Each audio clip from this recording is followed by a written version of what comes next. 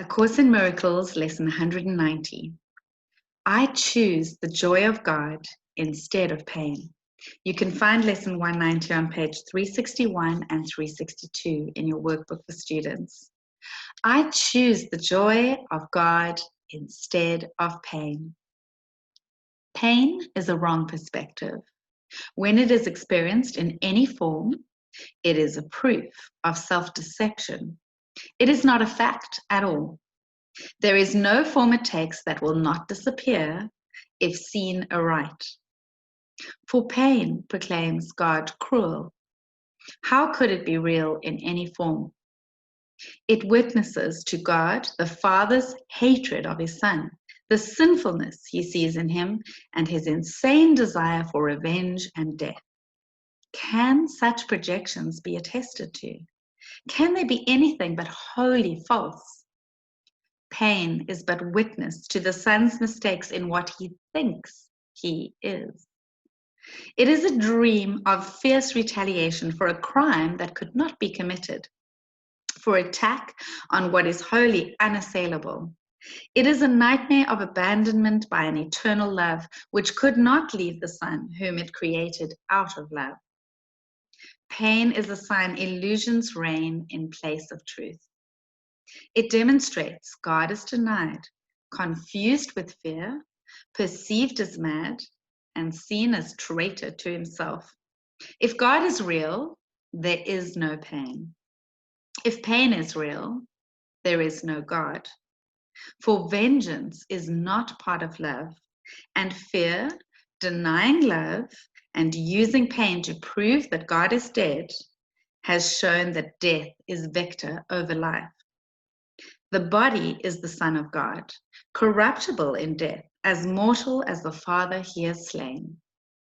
Peace to such foolishness. The time has come to laugh at such insane ideas. There is no need to think of them as savage crimes or secret sins with weighty consequence. Who but a madman could conceive of them as cause of anything? Their witness, pain, is mad as they, and no more to be feared than the insane illusions which it shields and tries to demonstrate must still be true. It is your thoughts alone that cause you pain. Nothing external to your mind can hurt or injure you in any way. There is no cause beyond yourself that can reach down and bring oppression. No one but yourself affects you. There is nothing in the world that has the power to make you ill or sad or weak or frail. But it is you who have the power to dominate all things you see by merely recognizing what you are. As you perceive the harmlessness in them, they will accept your holy will as theirs. And what was seen as fearful now becomes a source of innocence and holiness.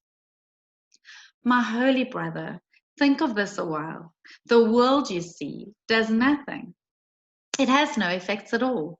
It merely represents your thoughts. And it will change entirely as you elect to change your mind and choose the joy of God as what you really want.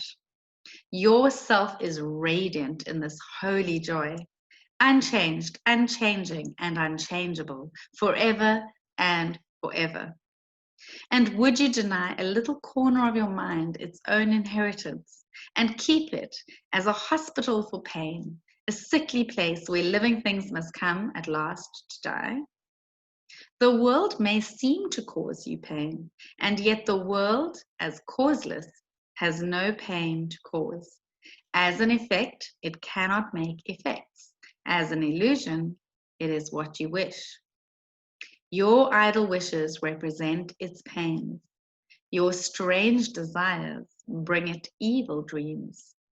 Your thoughts of death envelop it in fear, while in your kind forgiveness does it live.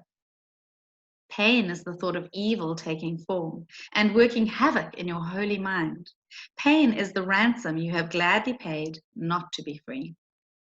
In pain is God denied the Son he loves.